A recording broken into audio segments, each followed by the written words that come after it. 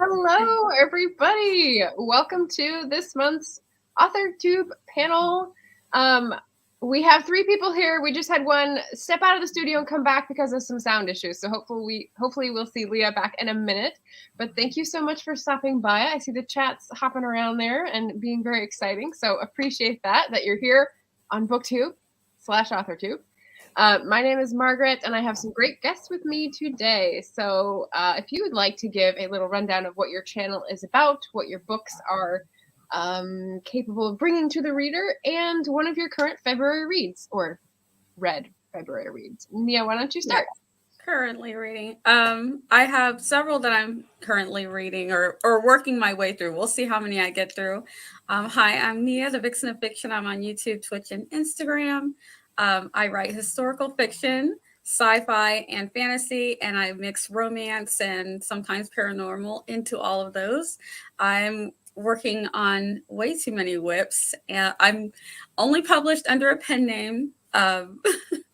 But I hope to be published under Nia, the Vixen of Fiction, NB James, very soon. So fingers crossed everything goes well and I can get something published by the end of the year. And I'm working on a comic, which I'm having a lot of fun with, but it's a lot more work than I thought it was going to be.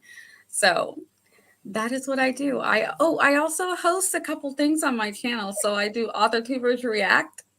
We're doing that at the end of the month. I do Scripting the Book, where we talk about adaptations. It's a lot of fun. We'll be doing next Sunday. We're going to be doing Bridgerton.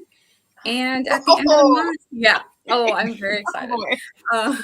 And at the end of every month, I get with a few friends. And if you ever want to come on and join us, we just get together as a community and we do a writer's wrap up. We talk about how the month went for each other. We give each other encouragement. We talk each other up if you've got something that just came out or if you've got something that's coming out the following month. So that's what writer's wrap up is. Woohoo! So that's what I do. I do a few things. Yeah, I want to be on that soon. That sounds really fun. Yes, come on, please. All right, Emily, you're up. Hello. So I'm Emily Harris, and I write historical fiction, historical romance, steamy, preferably, but I have been known to write a few sweeter options. My channel deals more with the background items for the books, the research topics like inspiring places, people, things, and trivial tidbits that I find out along the way. And what were the other questions? Something I'm reading in February. Yeah. I am continuing to read my January items, which include a nonfiction. It's kind of like a thesis work that's very interesting on sex, time, and power. And I think it's on how female sexuality shaped society. So that one's pretty interesting. And I'm also reading Die Henkerstochter und der Bettlerkönig, the third book in the Henkerstochter series. So what I'm trying to do is read one regular book in English, and then I have one book in one of my languages. I also read in German and Spanish. So awesome. That is what I'm doing for the moment. Sweet. Very exciting. Yeah, I wish I could say I was reading a French book, but that's not on my checklist for this year, so it's just going to be on the back burner. Yeah. My February read, you'll hear during the wrap up, but because of the Black Authortuber Readathon, I'm getting loads of great ebooks, which is very exciting. I'm going to be reading Blood Like Magic with Shannon, SD Houston in the chat, which I need to catch up with shortly, starting on Monday. So very excited by Liesl Samberry's book. And I really enjoyed Angel Born by Elle Penelope, which is someone I discovered only because they were put on the Readathon spreadsheet. So I was like, I've searched all these things and like tried to amass more people to follow. And then someone brought that one to my attention. So very excited. Leah's back. Okay. Should I be on the computer? Let's see. I'm here. Yay! And now I'm getting some weird feedback echo. Thank goodness. All right.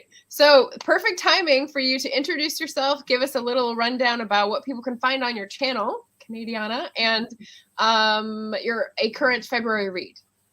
Okay, so I'm Leah Lindemann. I'm the author of the Canadian Reminiscence series, basically Canadian historical fiction, and I focus on certain historical time periods, events that happen those time periods, and then weave a fictional story within them.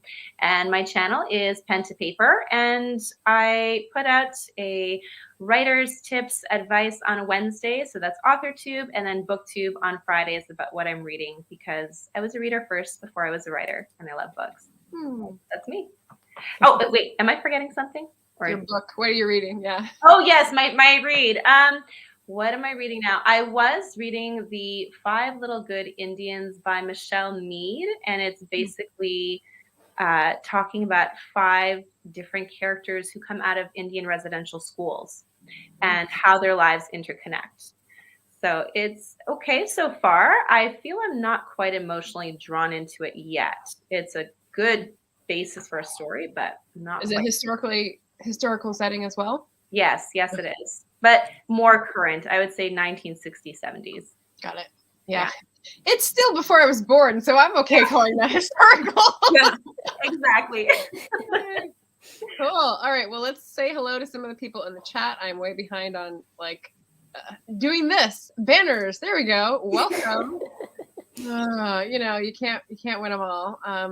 Pop up some questions. If you're just arriving here and meeting these lovely people, like, comment, and share. What do we have? We have people who are here before. Excuse me. Shannon saying hello. Shannon. Hi. Make friends with the like button. Don't smash it. Make friends. We have Jennifer Brown is here. Hello, hello. Anita, A.F. Stewart. Got some lovely authors here visiting and saying hello. Anita's good. Started editing a fairy tale collection today. Nice. Yeah. Darker take on fairy tales, though. So not the land of the happy ever after. Oh, so we're going back to my German roots with all the darkness. There you go. Like, this is a love That's the story. way they were meant to be. Retellings with a historic and horror spin. Ooh, nice. Oh, I like that. Shannon's getting around to some more revising and happy with what she got done during the live sprints. Yay! Shannon's got Friday sprints going with Colin every Friday this month, I believe. So that was really good this morning too. Yeah. I was highly interested in that, but everything always happens during my work hours. Yeah, in the morning. Yeah. We need to do some more party sprints where we get some work done in the evening. Oh, scripting the book. Oh, thank you. Yay! Yeah. You should come join us sometime. There you go. Making connections. Yes. Shannon says, I've only seen the TV show Bridgerton, so that should be fun. Yes, I haven't read the books either, but I just heard Chandra Arthur skewering one of the Bridgerton books on their representation. Did you see that? Devin is here. Hello, Devin. Emily also talks about the author life ups and downs, which I really appreciate. Excellent. Yep. Yay. We get people coming to channel, catching up on the videos that they missed. Perfect. Oh, thank you. Oh, we've got a person I've never seen before. Oh, Victoria. Hello. Victoria is a wonderful author in her own right and a big fan of mine. She supports me all the time. Oh. Yay. Hi, I'm glad you made it. Awesome. Yes. And Shannon is proposing the solution to all of these scheduling problems. Evening sprints with glasses of wine. I'm with you. There you go. Copy of Grimm's original fairy tales from Jennifer. Considerably darker than what we've grown up with. Yeah. All right. So thank you, everyone, for being here to talk to our author friends today about historical and romance.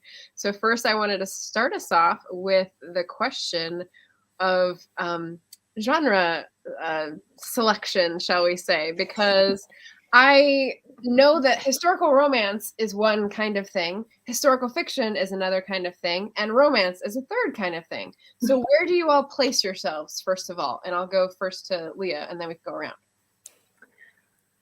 I'm actually, with my series, I would say probably the closest to historical romance was my first book, Redeemed from the Ashes. And it's something that I was very familiar with growing up reading historical romances. So I think that's what I naturally gravitated toward.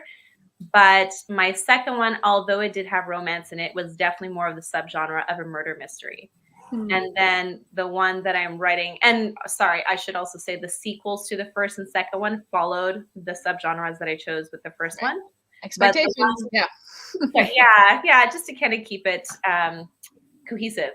But the one I'm writing right now is kind of bending into the literary fiction genre, with history involved with it as well. Obviously, there's romance, but it's not definitely taking more of a backseat in this one. So I like to play with different genres and meshing them together with history. I like variety. So I think that comes out of my writing.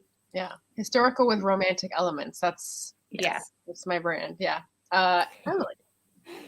Well, I am quite firmly in the historical romance genre. For the moment, I would like to branch out into just historical fiction, and I also enjoy mysteries. I wanted to try my hand at that at some point, but right now it's just the historical romance. Can you tell, in case people don't read in that genre but are here to learn about it, what is required of a historical romance to put it squarely in that genre?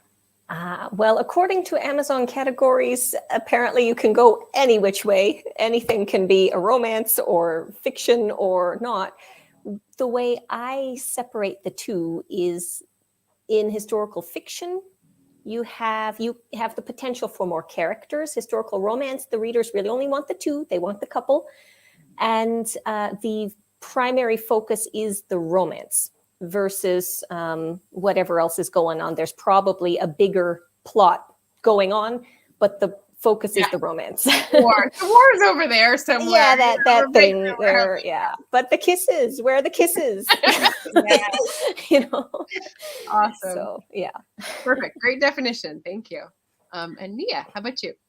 For me, I probably fall more into historical fiction. My middle grade obviously is historical fiction. And surprise, so far, no supernatural. I haven't turned a little girl into a witch yet. So yes, she so says. Looks like it's staying in the historical fiction lane. It's it gives me Anne of Green Gables vibes. And my YA to adult is more Austen style. So where you have the family and there are other characters, but you have your side characters that you're helping get together, but you really have the main characters. And there's the setting is very important to me. Like I want you to know that where they're at. So for me, I'm like when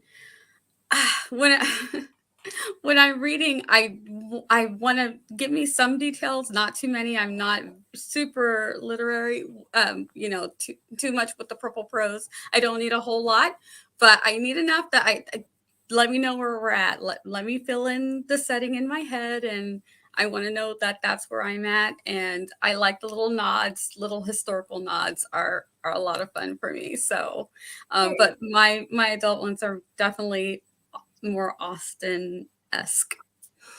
So not steamy like Emily's. Okay, good. Not steamy. Here. Not yet. I haven't gone there yet. We'll see. As I haven't published under this name yet. So we'll see as I get better at being a writer where we go. Nice. You never know. I have gone supernatural and as well as into Canadian. So that actually combined. So in case you don't know, Dulcie's Legacy, my second book, was a young adult that was a historical supernatural. So she goes back in time and ends up learning something and fixing something. And, there's also a romance that happens. So I got all of you guys together. Yes. And with the time travel. Like, yes. Yes, exactly. So it was fun. But mostly my books since then have been historical fiction, sort of straight, like saga-esque or literary-esque, or like set against the grand changes in society. That's kind of what I like to read as well. Mm-hmm. All right, so teaching people a little about the genre in case they don't know. What about how crucial are the romantic elements?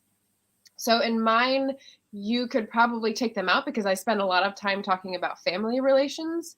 And, because of age and coming of age, some of the things involve romantic subplots, but I don't feel like it's crucial to the enjoyment of the story or the character arcs. How about anyone else who's ready with an answer so I don't have to point to the teacher? I'll say mine for the middle grade, it's like there's like that person, but they're so young that it really stays in the friend lane. So in that one, if there's none at all, it won't be an issue. But for the other two, it's fairly important. One of them you could probably take it out, and the family situation would carry the story on its own. But the romance part just makes me smile. So I want it. I just want it. Yeah, like thinking back to my middle grade, I guess it's younger, but my middle school experience of romance was like going to get frozen yogurt together. Like, oh yeah. Yeah. See, now it's different on my end of the world because you don't have the romance, then I don't have a book, Now, I could potentially leave out the bedroom scenes and make it a sweeter romance, but where's the fun in that, right? In my opinion. So I have space for a range in that area, steam level. But no, romance is vital to my books. I feel like people have widely varying definitions. We've had a few tags, at least within the booktube community, talking about how you do your ratings, how you rate stars, what's the difference. But I feel like chili peppers, if you want to give it like a different thing, spice level, people have widely varying things that they assign. So that might be hard to navigate if you stray from what your readers expect. Yeah, and I think it's, and I had that problem when I just started out, not with my books necessarily, but I was publishing another set of books as well, where the story itself was a little bit too sweet romance, a little too Hallmark, and then there was a bedroom scene in it, and some readers got very offended by that. So have to be very clear, and sometimes it gets to being a little bit on the cheesy side for clarity. It's like, no, really, my readers definitely want to know what's coming up. If they need to skip pages or not, it's important. Interesting. Mm-hmm. So the one I'm working on could do without. It's just kind of a little sweet note, but definitely heavier themes are taking the scene in the one I'm working on. And as I said, the first one, the romance was a huge part of the book. And the second one, I use the romance more as a kind of showing the path of characterization for my character. It was a part of it, but wasn't the main part of it. So it really just depends on where the story takes me. And every story has been different so far. And that's what I love. It's an adventure every time. Yeah. Good answer. I like it. So the next one is talking about different subgenres you might have tried and your feelings of success with each. And I also have the question about defining success. So if you have that and it works into your answer, feel free to work it in there.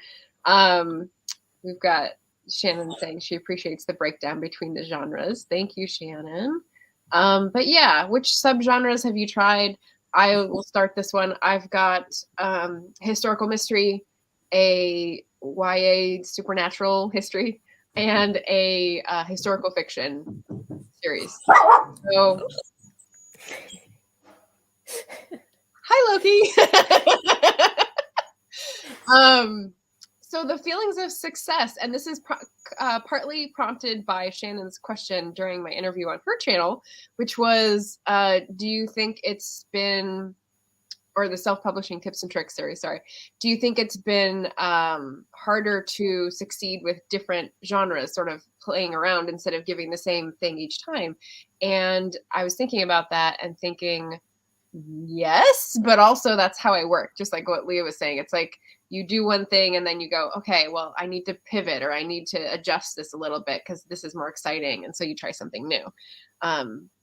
So yeah, historical mystery seems the easiest one to sell at a book event. I will say that. And people like mysteries because they feel like they're smart enough to get them. The YA, I don't know many kids, so that has been very hard to sell, even though I love that story. And the series is a good seller because it's a series, so people feel like there's more to get into it. So I don't know. With all those thoughts out there, someone else can take the genre question.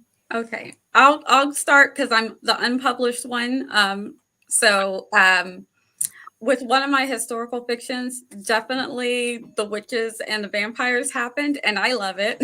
So I'm not opposed to throwing in a little bit of supernatural. It was gonna be that way anyway, so I'm just like go all in with it. There you go. Yeah. Yeah. And let me think. So that was the one with the vampires, and then so it's still a work in progress. So I'm hoping feedback that I've gotten on it though has been really good. So I'm all for mixing the genres.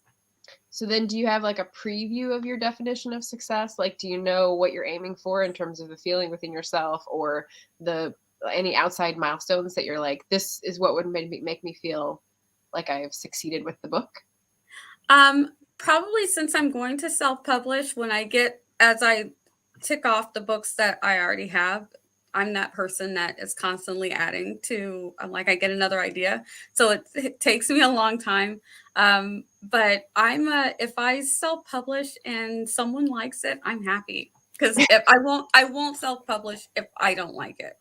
And if I feel like something's good enough or there's something that's new enough or original enough that I would try to do the trad publishing route, I would not be opposed to it. But yeah, it's really about if I feel good about what I've written and the feedback that I'm getting, even if it's a small audience, because I'm not a great marketer. So if it's a small audience, but that small audience is really enjoying it, then I'm happy. Sounds good. I can go. Or do you want to go, Emily? Go ahead. Yeah, I like what you said about having a small audience, but it doesn't stay small for long. People are always, by word of mouth or just sharing with their friends. I love this book, and then they'll check it out. So I find success doesn't come immediately, or what we traditionally view success as. It comes over time. And even for success, I like what you said, we define our own success. And we put up our milestones that we're happy with. And then once we hit the milestone, there's always another milestone to hit. But yeah, success, I find there's so many different levels. But how I view it is that I put the bar of my success. And then once I've hit it, I'm happy. And then there's always something to work to where that's better. But so far, the success with my books, I'm very happy with. Yes, I find the murder mystery one is definitely the easiest to sell. Just people. It's too bad I don't write true crime. It's a little more dirty. It's a little more interesting. But I have had a few people that said they read both books and then they said they liked the first one better. So I think it just really depends on the reader and knowing who the audience is. So I've done book signings and I actually ask the managers of the stores that I'm going into, what do your readers tend to like? And then that kind of gives me a preview of what most people are going to go for. So that's always very helpful. But yeah. And then obviously with this one, I have no clue how it's going to do.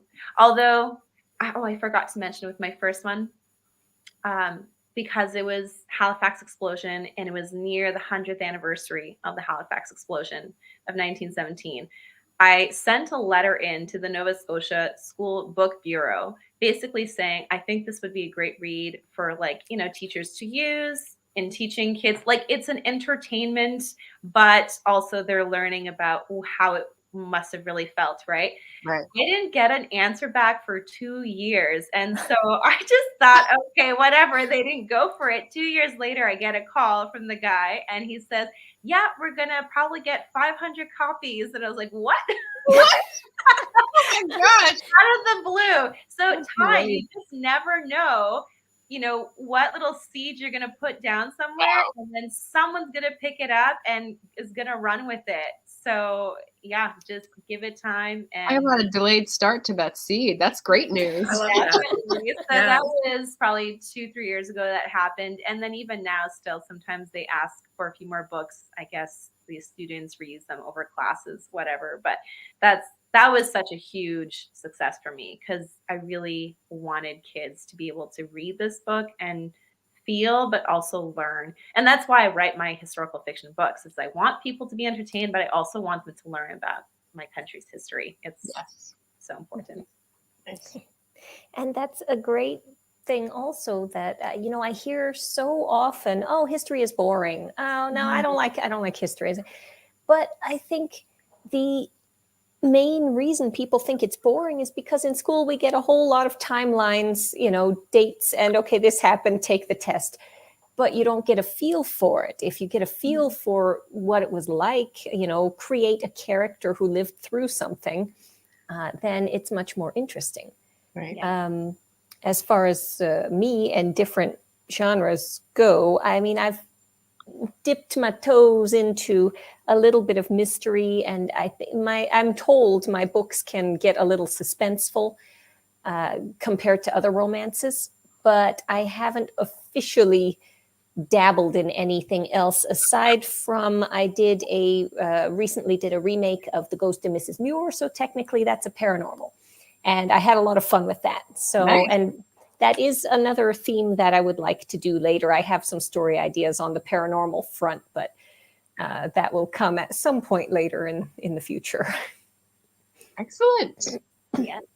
We had some people say hello here. So hello, Colin Clark. It is past midnight for Colin. Barrett is here. Hello, Barrett. Oh, hello. And then Anita was asking for the name of the Halifax explosion. She's in Nova Scotia, so she should. Oh, very cool. Yeah, so this is it. Oof, I don't know if you can tell, but it's called Redeemed from the Ashes. And this is what the book cover is. Oh, nice. Barrett saying that's a delay for a promo. Yep. Devin saying Lord Laurie is here. Colin saying history is never boring. Yeah, exactly. Tiffany is here. Hello, everyone. Should be writing, but I've been procrastinating all day. This is great. Awesome. Glad to have you here. You're in good company. I have an inkling. Excellent. Okay, so definition of success. So I think I already heard Nia and Leah. Emily, did you want to chime in anything extra on your definition of success? I think I will just second what everyone else has said. I think it's tiered. I've only just recently figured that out. You know, there's if I want to define success as, well, if I want to be a writer, then I'm successful. Look, I have books. I wrote them. I published them. I'm a success. Now, if I want to actually support myself with proceeds from these books, that's still a ways away. But that could be, you know, the next step up, or, you know, getting there. So tiered. There you go. That's a good distinction. I'm taking a page from a book that I just read today, or started yesterday, finished today. Libby Hawker's book, Take Off Your Pants. If anyone has read this, you know, my friend Leo Bancroft has read it. And it's about plotting and pantsing. And Libby Hawker is a historical fiction icon. She's great. And she wrote a book, I think this is in 2013 or 14, about how to outline. And I was like, I love outlining. The book is speaking to me. So let's finally sit down and read it. And I did an outline for a novella this morning based on the book. So I'm like super excited. But here's what she says about, she's using this description to talk about how to make each chapter exciting. And she says, like, the symbol clashes at the end, right? The thrill that you give the reader. And I said, that is sort of my indicator for success. If I read my own book and I'm still getting that thrill when I get to certain parts, and, you know, like goosebumps on your arm or something like that, where you're like, oh, that was such a good moment. That's what makes me feel like, okay, that's going to be successful. It's getting a reaction, a feeling from me. And so I think it'll draw the same reaction from a reader. And then Margaret, just a quick question. When that happens to you, do you feel that you need time away from it and then go to it and get that thrill, or are you still kind of fully engrossed in it. Like to confirm that it's ready, or yeah. Well, no, just to get that thrill. Do you need time away from it? Read it, and then you get the thrill, and then you're like, yes, this is it. Or are you fully engrossed in it? You've been reviewing it and revising it, and then you still get that thrill. I don't think I have another period of laying fallow. I think I have the drafting and the fallow stage, and then the editing and developmental editing and line editing and proofreading and formatting and all that stuff, and then I just sort of go to publication. There isn't another give myself, unless I get very frustrated, and then there is time away. But like Emily was saying, the next tier is producing a good book that I can be proud of, and then keep growing sales and skills, because like every time you publish, when you're self-published, you have to like learn a new trick to try to keep up with the market. So that is my definition of success. I'm catching up here. So we had Devin putting up Leah's books. We've got, oh, and in case you're wondering, all the links to the channels and the books and the sites are down in the description if you need it. Tiffany's saying, I think as long as you keep working toward your dream, then you're a success. Tiffany, your motivational speaker. Love it. Okay. The next question I have is about traditional stereotypes of the historical romance. So who here reads historical romance? Some. I read everything. I literally read everything. So yes, me too. Yes, and given the definition that we had before from Emily about the happy ever after and the romance being the main plot and the two characters being the focus, like, what do we have to say about stereotypes that we like or don't like or have seen change in history? What are some thoughts we can throw out there? I think that in some realms, some of the things that were okay back in the 60s and 70s, if you're reading the older romances, and then even there was some in the 80s that are not okay now. Like, I like that a lot of people are writing in consent. So that clears up a lot of things. Beat me to it. I will say, as a Black woman who's read some historical fiction, some of them can be a little cringe when they involve a Black woman, and consent when you're not in the position to really give consent. Right. That can be a little bit problematic, but I think that a lot of these things are getting better. So yay on that. Because you want to read the romance, and it reads different now, even from when I was in high school and in my 20s. If I go back and read some things, I'm just like, oh, right? I know you're not as okay as I used to be. The covers are similar, but like some of the storylines and some of the boundaries and everything and the words, even the language is very, very different. We've evolved a lot quicker, I think. Yeah. Yes. And the same is true for the romantic couples as well. I've noticed just in the past couple of years, it's become much more inclusive than it ever was. It was always a man, a woman, that's it, and just in the last couple of years now, it's opened up to everything and everyone, and which is nice. Mm-hmm. And again, also with the consent, I know there were specific reasons for it back when they wrote it, but yeah. So we are upgrading to this century, so that's nice. Yeah. Mm-hmm.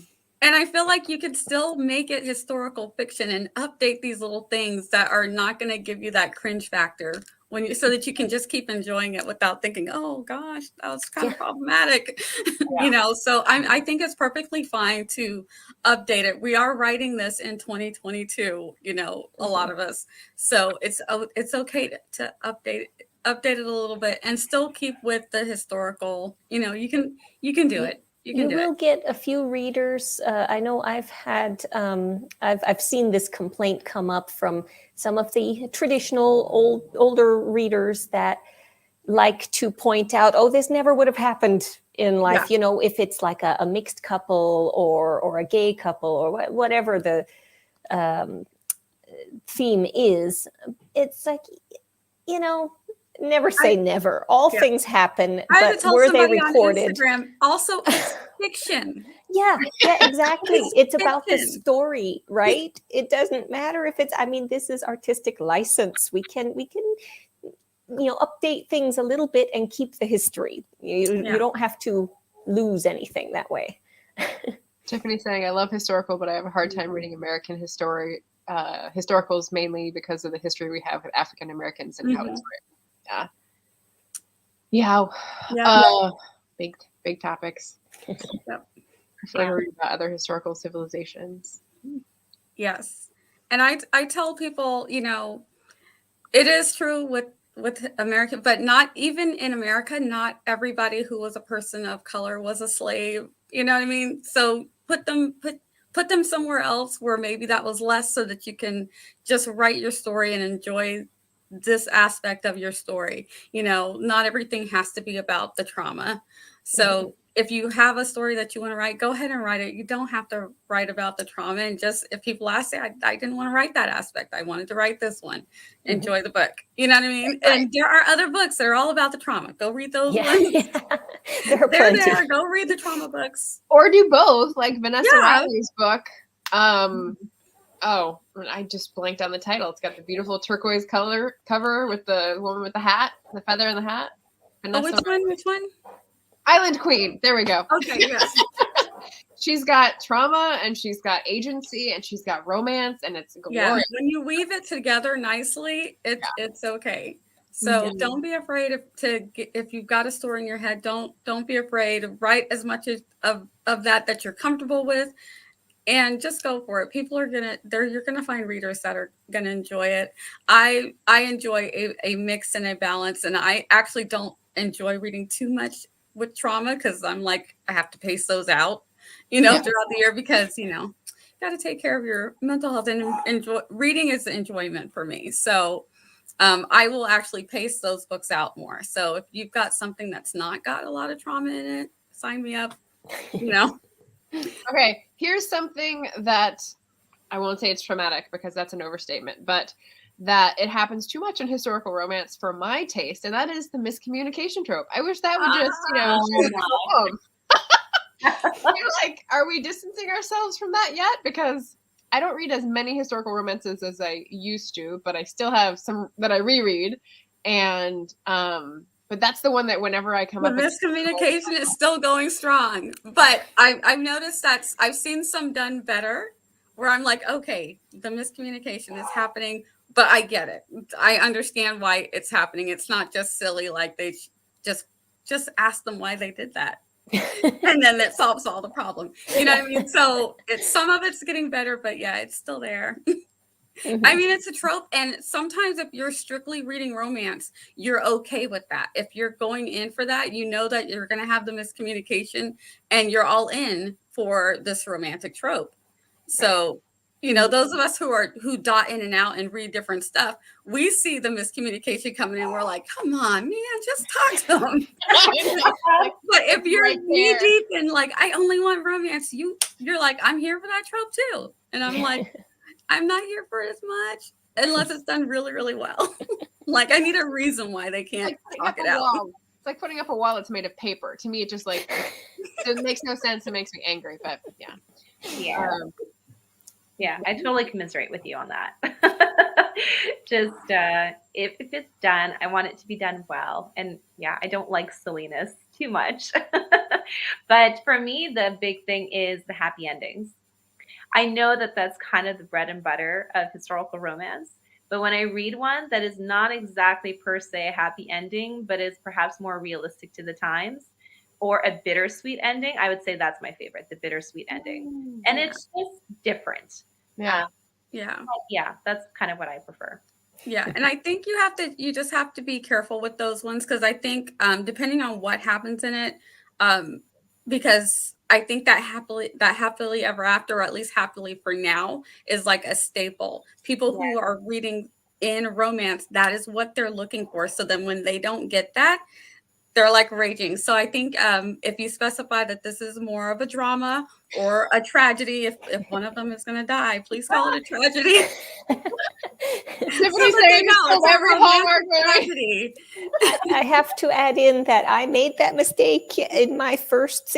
That's why these books are a series. It was not meant to be a series. I did a prequel, and what I thought was a happy for now, my readers took as a cliffhanger, and they darn near lynched me. Man, they were not happy, and I had to fix it. Romance readers want that. Those of us who genre hop, we're okay if it's not, but romance readers are like, no, this is the genre. When we pick up this book, this is what we want. Yes, so I learned that the hard that's way. why if it's something else and romance, then it's say not reality. Both of these things. Yeah, we're not picking up a romance for reality. Tiffany, right? Speaking of fiction, I had a friend that didn't like a movie because the characters outran the snow and the wind, and I was like, it's fiction. Oh man, that's funny.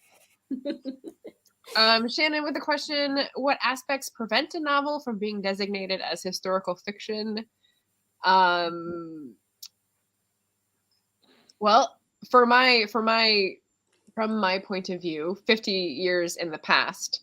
So I take that from HNS. Historical Novel Society has the guideline that historical means 50 years or more in the past, because there's a different type of novel that is made from things that you research versus things that are just from your life. Because if you're just using your life experience to write and research, it's more of a memoir-y, or it's not as broad of a survey, and so you might miss out things. And so I like their definition in terms of where it's set.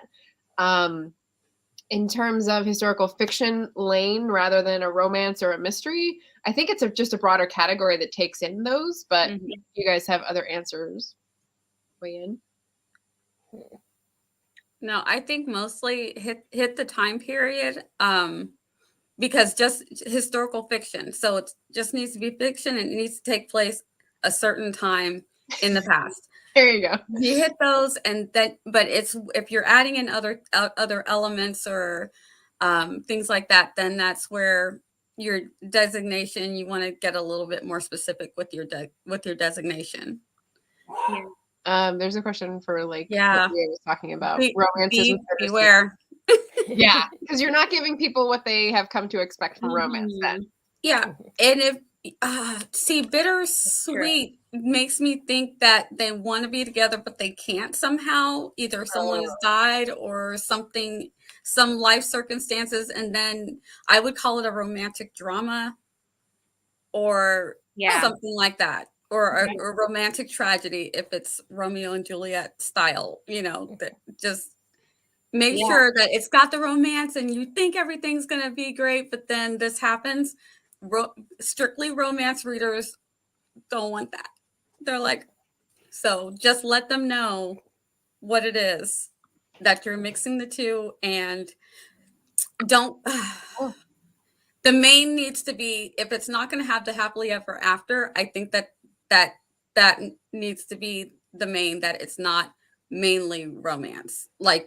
So like you were saying, romantic something else. Yeah, romantic but tragedy. Not a romance. Romantic I'm drama. actually thinking of one that probably did that really well was A Walk to Remember by, what's the guy's name? John. Nicholas Sparks? Nicholas Sparks. I'm thinking of John. Yeah, and it's a full romance. She dies, but it's not super, it's not extremely sad either, because the character comes to a settling with her death. So I almost thought that was kind of a great mix of the two, and that you could call it predominantly a romance. And go ahead. Sorry, I was looking at the question about historic and contemporary. Yeah.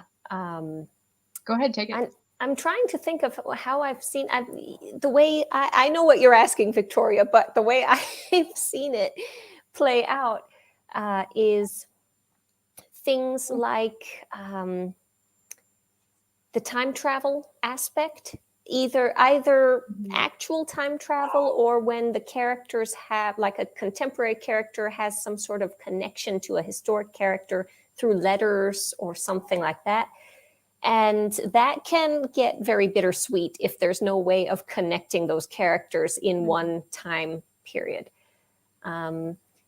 as far as more general fiction, I don't know, if maybe like a reflection. If I'm thinking like letters, if a character finds letters from a family member or something and kind of reflects and learns about their era through that.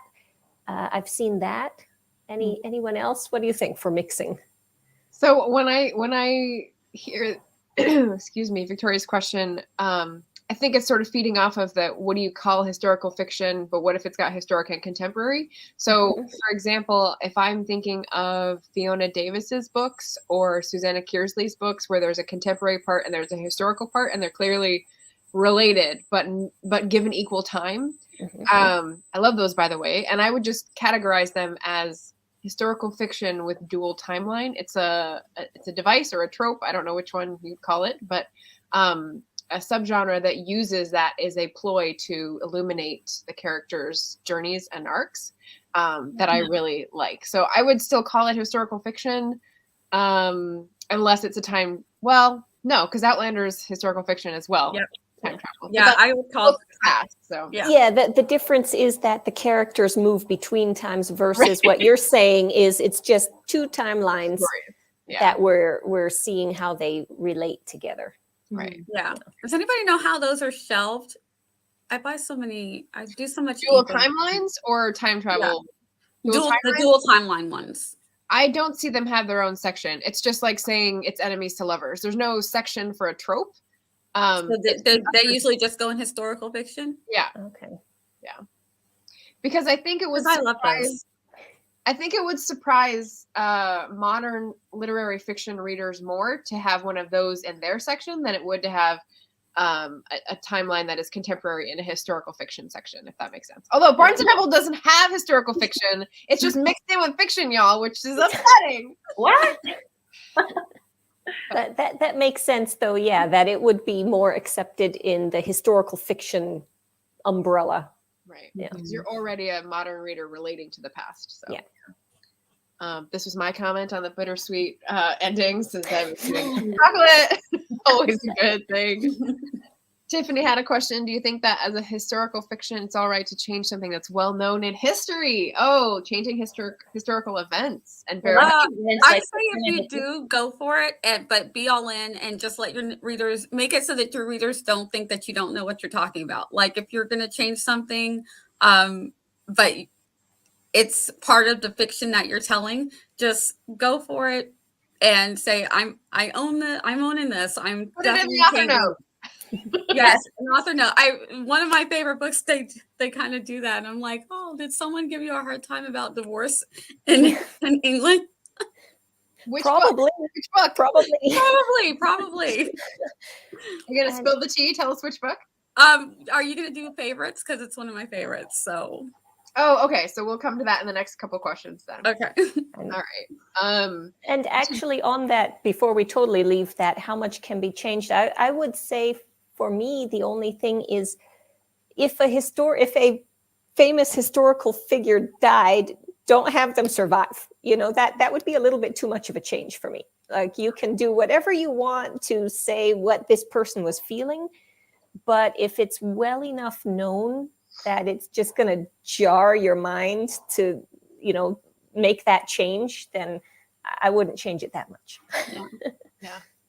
And for my guidelines for myself, I would say I try to be as accurate as possible, because I aim to make my books sort of like learn about history, and the stuff that is not true, not objective fact in history, is the stuff that could have happened. When I find out things that are historical details, like, oh, they didn't have the freaking telegram yet. Shit, how am I going to have the letter come? Okay, how do I may have had this issue. Like, okay, what were they using? Were they using the telegraph? Were they using the phone? Was the phone able to go across the sea yet? Right. That was another thing. I'm like, I need to know my timelines very well. Do I need to adjust when this is written? Mm-hmm. And those are the things that readers will pick up on too, and they will skewer you in reviews. Yeah, you don't want to be called out like that. Nobody does. Okay, so our next question. Thank you, readers, for the lovely questions. These are great. Your favorite twist you've read in a historical romance? Who wants to go first? Oh yeah, Sanditon, the unhappy ending. Oh, Yes. mm. Sanditon's not done. Okay, Sanditon is not done. They do have their season 2, and I have a theory about this. Okay, what's your theory? Okay, here's my theory, and we're going to do Sanditon at some point for our adaptations? Yeah, for our adaptation, for scripting the book. So, okay. But this is my theory, because not everybody's like, no, everybody always gets a happily ever after. She falls for the guy. And I'm like, there's a couple of times where, no, that's actually not necessarily true, because we have Sense and Sensibility, where she doesn't end up with Willoughby, or the sister doesn't end up with Willoughby, but she ends up with the Colonel. And so the first guy that you're like, oh, aren't they just the cutest? No. And it's the same circumstance. He has to marry somebody else. Yeah. And then the other one that I was thinking was Mansfield Park, where, and the names are like slipping my mind at the moment, but, she doesn't end up, she doesn't end up with this guy no matter how hard he tries, and everybody wants her to be with this guy. She does try for a little bit, but no, she ends up with the guy that she's supposed to be with, who are we rooting for. But my point is that there's that other guy that you're like, I like this guy, go for this guy, and it's like, no, it's not meant to be. So that's my Sanditon theory. But I think that they didn't have a choice, because I think they couldn't get Theo James. No, he said he actually didn't want to come back. He wanted that character closed because that was just the right way to close it. And I know it inside my heart, but still, I'm just so incredibly sad by it. Yeah, me too. Was that one of your favorite twists, Nia? Because I know you were going to use Austen. Was that? Okay, so with Sanditon, that was her unfinished novel. So everything that we're getting after the first episode is pretty close to hers, but everything else was someone else's idea. And Sanditon is actually one of the novels I outlined an ending for years ago. So it's one of my Austen types that I want to go back to. But I do enjoy reading other people. I know, I want to see that. What they think happens. So Sanditon is it makes me happy for a lot of reasons. Also because this is the book that Jane Austen herself was going to introduce a person of color as one of the side heroines. So I was like very excited that she was going to go there, because a lot of people don't. They pretend like there were no Black people unless they were slaves. So I was glad that she was actually going to go there before she passed away. Yeah. So that just excites me. Mm-hmm. But those are my thoughts on Sanditon. I can talk about Sanditon for a long time, so I'm going to temper down and pass it on to somebody else. Favorite twists in historical fiction / I could not think of one, oddly enough. Sanditon's mine. Oh, okay. Yeah. I'm just going to put it out there. I've already mentioned her name, but Susannah Kearsley, queen of dual timelines. Her latest novel, The Vanished Days, which she talked about a little on my channel in November, has a huge twist, and it's so fun, and I can't say anything about it. So there you go. You're welcome. I can't read it. Thank you, Margaret. Yeah, I know. I'm so good. Love interest actor left. Too bad. He has a rock star. Jenna O'Malley's here. Going so long. Yeah, we have 5 minutes left. Shoot. Okay, we have one question left. I'm sure we can go over a few minutes if you guys are okay with that. Yeah, I'm okay with that. Read a favorite scene, yours or another's, and tell us why it's your favorite that has a romantic element. And would anyone like to go first? I'll go, because I'm not reading mine. I'm reading Jane Austen's. And it was Elizabeth when she was turning down Mr. Darcy. Let me see. Where are we? Why, with so evident a design of offending and insulting me, you choose to tell me that you like me against your will, against your reason, and even against your character? Was not this some excuse for incivility if I was uncivil? But I have other provocations. You know I have.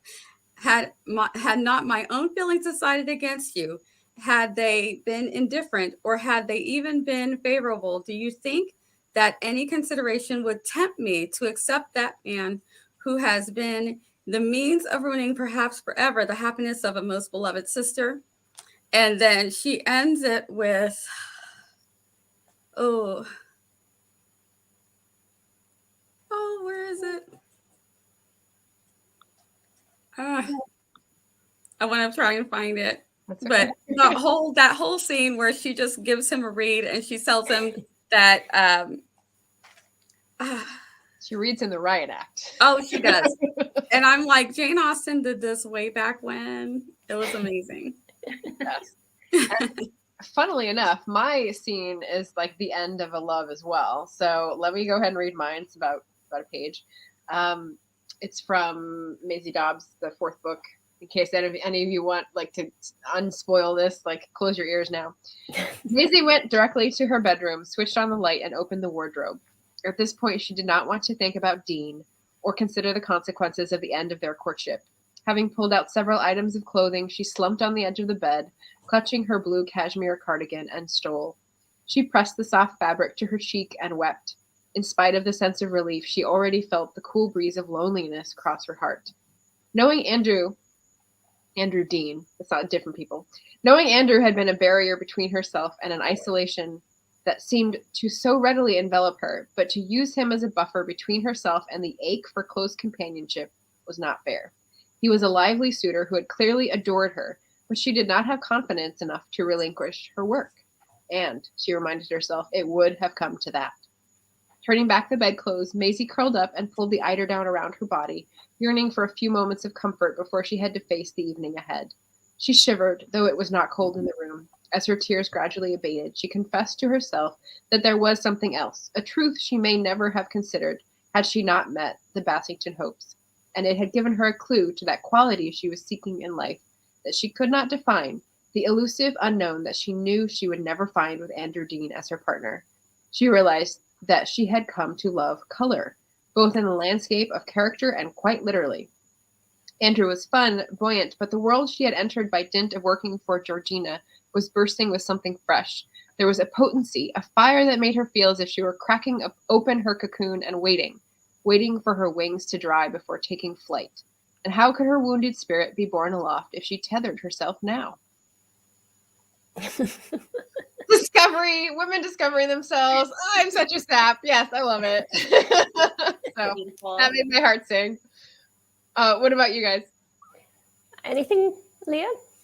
Yes, I do actually. I chose a portion from my second book, Wisps of Gold. So this is the murder mystery. But there was a scene that I wrote in here that I was so excited to write that kind of changed the romance aspect of my main character. So I'm going to begin. Rose was at the edge of the meadow, the edge bordering the town. Her boots were wet from the evening dew. Thick fog encroached all around her, making it difficult to see a few feet ahead. The closer her feet moved toward their meeting place, the more her heart jumped within its cage. How could he ask to meet after all he had done? Did he not know how she would be affected by his request? Of course he knew. There lay the cruelty of it all. She couldn't fathom why she was even here, close to breathing the same air as the murderer, the man who had helped her form the wings to fly. Then, there he was. Not at all how she had pictured she would find him, arms crossed, triumphing in his sarcastic drawl, with his smirk perked way high. He looked straight at her, his eyes, those eyes through which she had seen into his soul, those windows. She had seen all manner of emotions in those eyes. All she saw were the depths of sorrow. She moved closer, again feeling the draw from him to her. She couldn't deny it. She believed her heart to beat in time with his. And how could it be? He didn't speak, neither did she until she stood several feet away. Dave? He kept looking at her with those heartbreaking eyes, his lips unmoving. A twang of frustration reverberated through her body. Why have you asked me to come? Again, silence. Why will you not speak to me? Her voice was now edged. This time he cast his eyes downward. Rose knew she shouldn't let her anger get the better of her, but he had induced her to come out and meet. Now he wouldn't look at her? Coward. She stomped forward until she was only a foot away. Don't you dare. You asked me to come, and now I don't understand. Why do you want to torment me? Look at me. Still, there was no movement on his part. She lowered herself to look into his eyes. Look at me, she shouted, and slapped his bearded cheek hard. He raised his head only an inch and finally looked at her. Why did you kill my father? He did nothing to you. She looked away, her self-composure completely dissipated. I've thought a lot of what I would say to you if I ever saw you again. All those times, I confided in you, poured out my heart to you. The whole time, you knew. You were there. You must have quite the stomach to relish the kill and then hear the sob story of the loved one. He blinked, a mask of struggle on his face. She took a step closer, the pull too strong to fight, and whispered, her breath mingling with his. Please help me understand. Her tears came fast and hard. I just need to hear your voice. I need you to tell me that this is all a bad dream, please. She thought she felt him shift forward an inch. The soothing touch of his thumb wiping away her tears never came. Blinded by her continuous tears, she backed up a few steps. Never had she felt such acute despair as in this moment. She pounded the ground with her fists and cried out. She could still see his boots when she lifted her head an inch. She couldn't tell how long she cried, how long she waited for him to gather her in his arms. It was the last hope she held on to, that this might all be a terrible mistake. The comfort never came, solidifying in her mind the cold fact that this whole thing was a taunt. Finally, when her eyes had dried and her whole body ached, she raised her head to tell him that he would never have a place in her head again. However, he was gone, vanished. That's it. Oh, that's good. We all chose salty moments. I like this. Yes. Are you going to continue the trend? Well, I am going to have to veer away from the trend, and I have just a small snippet from The Ghost of Mrs. Muir, which I used. I think I mentioned to you earlier. My most recent book was a remake of The Ghost of Mrs. Muir, and this was basically what I based my captain off of. So they're outside of a publisher's, and Lucy is telling the captain. He spoke as if he knew I had a secret, said Lucy. Did you hear him? I did, me dear, said the captain. Oh, Lucia, you are really very young for all your years and very innocent. What do you mean? Asked Lucy. Well, me dear, replied the captain, he obviously thought I was human and your lover. Oh, cried Lucy, he can't have thought such a thing. I'll never go back there again. It's disgusting. An old woman like me. Old woman be damned, said the captain. You're not 50 yet, and that's the age most actresses start playing Juliet. I am not an actress, said Lucy. No, said the captain, you damn well aren't, but you're an attractive woman, and I'm not in the least surprised at Mr. Sproul's thoughts. I'll never speak to him again, said Lucy. Oh, yes, you will, said the captain, or if you don't, I'll visit him myself, and then the fat will be in the fire. Perhaps he won't publish your old book anyway, said Lucy. He'll publish it, said the captain complacently, and it will be a bestseller, you mark my words. Oh, I love it. Yes. I just really loved how at this point in the original, she's in her 40s. They meet when she's in her 30s, and it goes on for her life. And every time she has a word to put herself down, the captain is right there like, oh, no, you don't. You're perfect, and I don't want to hear otherwise. Oh, and I just love like that. Yay. See, we ended on a sweet note. Perfect. Yes. Perfect. So let me catch up on the chat here. Sorry, guys. Do you want me to say my favorite book for those who were wondering what it was? Yes. Yes, please. Okay. Because it's Dangerous Alliances, and it's by Jenica Cohen. So it has that Austen feel, but it also has some mystery, and it has in their way the woman getting some agency. And this is the one where she had to give a footnote at the end about divorce. She's like, look, guys, I did do my research, but you don't want the whole book to be paragraphs about divorce. So she did a whole footnote though, and I was like, oh, got it. Okay. Did someone give you a hard time? Yeah. Interesting. All right. Shannon was talking about having a historical novel about Augustus and Livia, which sounded really cool. Oh, that sounds cool. Because they never had children, but he didn't divorce her. So he had this idea of an heir, basically the threat of needing an heir hanging over him throughout his reign. Very interesting. And he said she was somewhat appeased when she read Austen hadn't decided on the love interest for Sanditon. That's good. Yes. For season 2. Mhm. Excellent. Asking about Middlemarch. I'm not sure the context because I was too late to bring that up. Sorry, guys. Grand Fairy of Fierce Barrett Laurie. Hope you're resting. Yes. And then the comments on our reading. We've got wowza. Sounds like poor Andrew is old news with the little news emoji, which I appreciate. Then is saying epic, delicious sounding. Yes, this is Jacqueline Winspear's 4th book in the series. They're all amazing. And my mom says I write like Jacqueline Winspear. So take that to the bank. There you go. Yes. If your mom says it, it's definitely true. I know. About Leah's, why'd you kill my father? I knew this good. Like the mood of the panel, here for the mood. Thank you, Barrett. Yay. Jenna's saying it's soothing. Definitely going to go right back and grab the replay while doing paperwork. We were having a lot more fun in the discussion, and then we got down to reading the scenes. And thank you, Jenna. Yes, I'm still above 500, so I'm hoping I'm going to get that community tab anytime now. Yes. Love the dialogue on Emily's scene. Excellent. And if anyone is not yet subscribed to Anita, she is 1 away from 100. So AF Stewart on the interwebs, please subscribe. Author JC, hello. Loved all the readings. Can't wait to catch the replay. Sweet. Thank you for coming by. Jenna's making sure she's subscribed. Is she at 100? Oh, wow. We're seeing this in real time. There we go. We've seen history happen. There you go. Yes. Excellent. Thank you for coming, Victoria.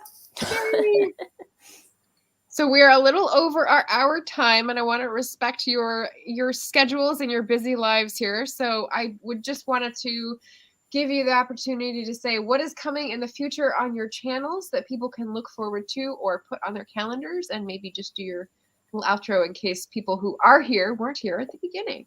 So who would like to start? Nia?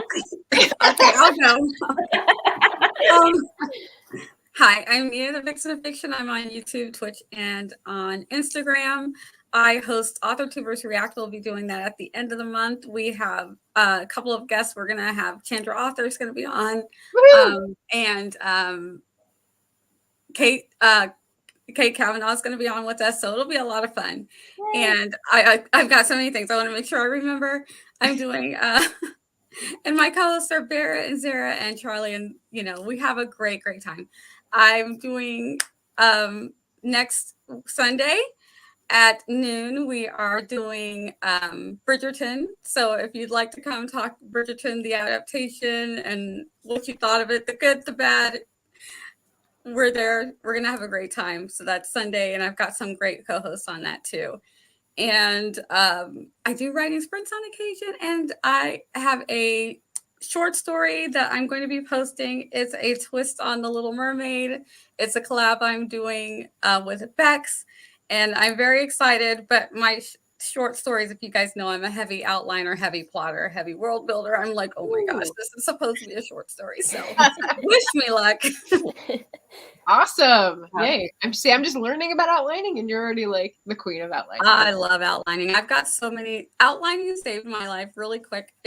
I have so many stories that are outlined. When I get an idea, I don't have time to write the novel, but I have a couple days to write out an outline, and then it goes in an inventory, and it's a very long inventory. So. Is your Sanditon ending in that inventory somewhere? Yes, yes, it is. I have a Western in there. I've got so many things outlined. It's almost like you could think up a prize for some contest by just reaching into that drawer and like wagging it in front of someone's mouth. I may do that. That may push me to throw that out. Yeah. Cool. Emily, you want to be next? Sure. I have almost nothing going on my channel because if anyone saw my more recent update, I was having a bit of an author existential crisis. However, The one fun thing I have to mention is September. This coming September, I will be one of the authors at the Historical Romance Retreat, and this time it's going to be in San Diego. So if anyone wants to make a trip out to San Diego in September, I highly recommend Historical Romance Retreat. They have authors with workshops. There is a book fair. And this year, something new that they're doing is the 2 days prior to the regular retreat, they are doing a writer's, what did they call it? Like writer's workshop type thing for aspiring authors or authors wanting to get that kind of craft side of it. So it should be very fun. Sweet. I put in the chat, I've heard things about Historical Romance Retreat that are hair curling. Hair curling, really? Yeah. I'm going to have to chat with you about that. Fun stuff, yeah. And Leah, what can we expect on your channel? What's coming up for you? Oh, well, probably first live author interviews. I've done a few author interviews before, but they've always just been taped beforehand and then I throw them on. But this, I've just had my channel for a year. So this is kind of, this whole year was just me growing, getting to know what it's like to be an Authortuber, booktuber. So I'm excited to do some live author interviews. I'm hoping to get 1 or 2 at least in March. So that's you can check that out, and then just all the regular content I put up. Yay! Awesome.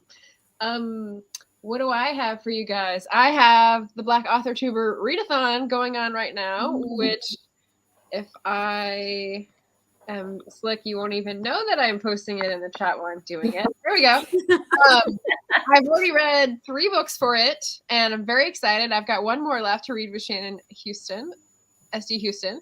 And yeah, I might just keep piling them on because there's a lot of Black authors on YouTube that are doing the thing and writing amazing books. So very fun. And in case Leah is interested, I am doing a couple Sundays a month StreamYard tutorials. Just like drop in and have questions if you want to brush up on your live streaming game. So that is one of the things that I've done a lot of in the past year, as Nia was saying. And so I'd love to pass it on to other people hanging out on the YouTubes to make them Definitely have a fun game. That is all we got for today and all we have time for, and even less than we have time for. This week went so fast. Yeah. Thank you for coming, guys. Thanks for asking great Barbara. questions. And we'll see you again soon. And hope you enjoy all these lovely authors' channels now.